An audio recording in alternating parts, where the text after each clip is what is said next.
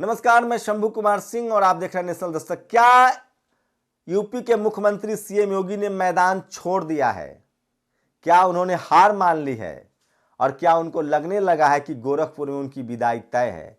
एक समाजवादी पार्टी के जो प्रवक्ता हैं उन्होंने बहुत ही ज़्यादा अतिशयोक्ति में योगी आदित्यनाथ का 10 मार्च को नतीजे आएंगे, 11 मार्च का गोरखपुर का जहाज का लखनऊ से टिकट करा दिया है। लेकिन मैं उस सेंस में नहीं कह रहा हूं, चुनाव में भी वक्त है, देखेंगे उठ किस करवट बैठता है। लेकिन योगी आदित्यनाथ के चुनाव लड़ने को लेकर जो लगातार सस्पेंस था उस पर वो फिर से बैकफुट पर आ गए हैं। शेड्यूल कास्ट के घर में जो उन्होंने खाना खाया था उसको लेकर लगातार उन पर हमला हो रहा है और अब वो सोशल जस्टिस की बात कर रहे हैं, सामाजिक न्याय की बात कर रहे हैं। खबर ये आ रही है कि विश्व हिंदू परिषद, आरएसएस, ये तमाम संगठन जो है वो हिंदुओं में जाति नहीं का अभियान चलाने वाले हैं। काश ऐसा हो जाता और काश इस देश में जाति और धर्म देखकर फैसले नहीं होते, काश आरक्षण का विरोध सवर्ण नहीं करता, काश गोरखपुर में एक ब्राह्मण लड़की से शादी करने पर दलित युवक मारा नहीं जाता, काश रोहित वेमुला, पायल तडवी, हाथरस की बेटी को न्याय मिला होता, काश इस देश में जाति खत्म हो जाती, काश इस देश में धर्म के नाम पर मारकाट खत्म हो जाता। डॉक्टर अंबेडकर ने इसीलिए कहा था कि मेरे हाथ में नहीं था, मैं हिंदू पैदा हुआ, लेकिन मेरे हाथ में है, मैं हिंदू मरूंगा नहीं। खैर, बीजेपी धर्म की राजनीति करती है, एक बार फिर से वो साधने में जुटी है, लेकिन सोशल मीडिया पर वो तमाम चीजें खोजा जा रहा है और बोला जा रहा है। योगी आदित्यनाथ के ट्वीट से शुरू करते उन्होंने लिखा है, बिना पक्षपात के समाज के प्रत्येक तबके को शासन की योजनाओं का लाभ मिले, उनके साथ सामाजिक और आर्थिक भेदभाव न हो, सामाजिक न्याय यही है। बस फिर क्या था, ब्राह्मण मामलों के जानकार, इस देश के सबसे बेहतरीन पत्रकार दिलीप मंडल को मौका मिल गया। उन्होंने नीचे टैग कर दिया, वो भी डेटा के साथ। और डेटा कहां से लाया? मनुवादी अखबार दैनिक भास्कर का। और डेटा क्या है? कुलपतियों की नियुक्ति या पॉलिटिकल पोस्टिंग। यूपी में 30 स्टेट यूनिवर्सिटी में 73% सवर्ण कुलपति, एससी सिर्फ 3, क्योंकि सिलेक्शन राजभवन करता है। 20% कुलपति ओबीसी, 3% कुलपति एससी, 3% कुलपति जाट, 73% कुलपति सवर्ण। यूपी की 30 यूनिवर्सिटी में 22 सवर्ण है। क्या ये नॉर्मल है? दैनिक भास्कर का ये डाटा है। और इसीलिए मैं कहता हूं, इस देश में अगर कोई पत्रकार है तो वो दिलीप मंडल है, जो तथ्यों पर बात करता है।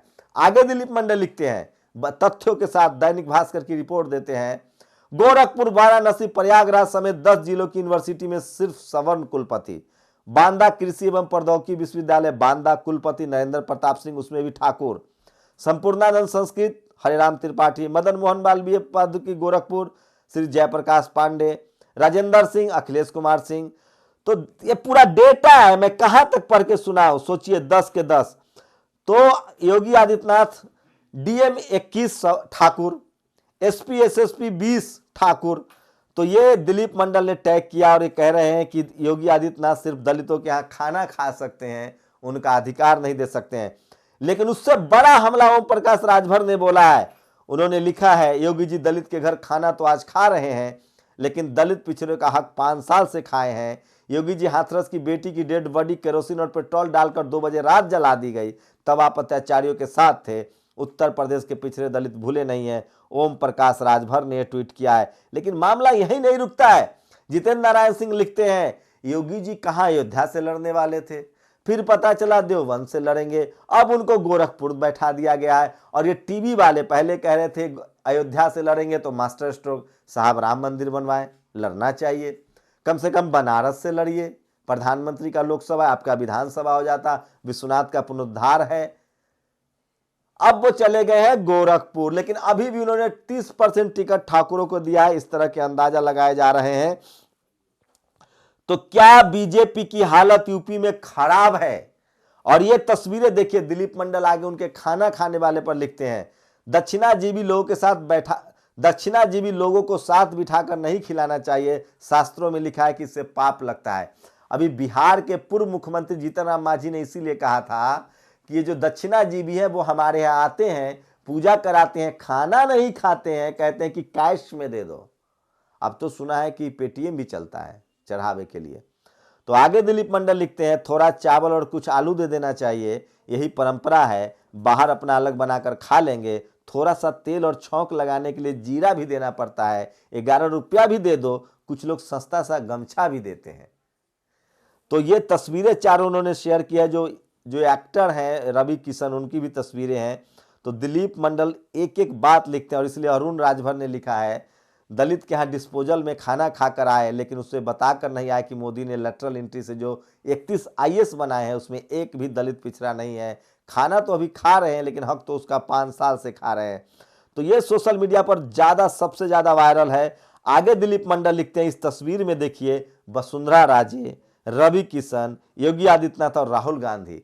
छुआछूत की बीमारी सवर्णों की है, वे बेचारे बीमार हैं, लेकिन डॉक्टर होने का नाटक करने वाले लोग बीमार का इलाज करने और उन्हें मुफ्त समझाने की जगह दलितों के घर आ जाते हैं मुफ्त का खाना खाने। दलित थोड़ा न छुआछूत करता है, वह तो आपको खिला ही देगा, समझाना तो है कि आपके रिश्तेदार को समझाओ। अरे भैया, सवर्ण के घर दलित को खिलाओ, उनके डाइनिंग टेबल पर बैठा के, तब जातिवाद खत्म होगा। घर हमारा, खाना हमारा, प्लेट तुम लेकर आते हो, यही तो मनुवाद है, यही तो वर्ण व्यवस्था है। तो ये तमाम बड़ी खबरें थी जो मैं आपको बता रहा था, और इसलिए मैं कह रहा हूं कि सोशल मीडिया ही सच्चा मीडिया है। सोचिए, वेब मॉल के पास युवती को कार में खींचकर अगवा करने का प्रयास, ये लखनऊ की खबर है, हिल जाएंगे आप। और सूरज कुमार बौद्ध याद कर रहे हैं, सम्राट अशोक के बाद पुरखों के धरोहरों को संजोने वाली मायावती जी के योगदान को देश युगों युगों तक याद करता रहेगा। आपने जो किया वो अतुलनीय है, अनुकरणीय है, अकथनीय है। ये 4 तस्वीरें देख लीजिए जो बीएसपी सुप्रीमो मायावती ने खड़ा किया है, और ये वीडियो देखिए दूसरे विंडो में। ये ओबीसी का जो जागरण है, ओबीसी की जो ताकत है, वो मध्य प्रदेश में दिख रही है। और बीजेपी शासित राज्यों में ओबीसी जो हैं वो किसी कीमत पर अपने हक अधिकार से अब दूर नहीं रहना चाहते हैं। और इसीलिए हरीश सालनी ने लिखा है, विश्वविद्यालय में कुलपति बीसी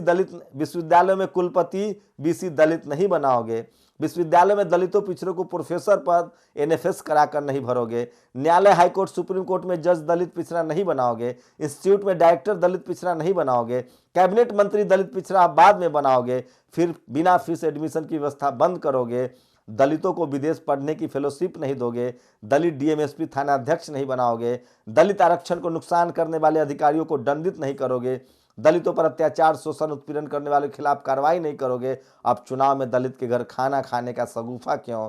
क्या होगा योगी मुख्यमंत्री जी?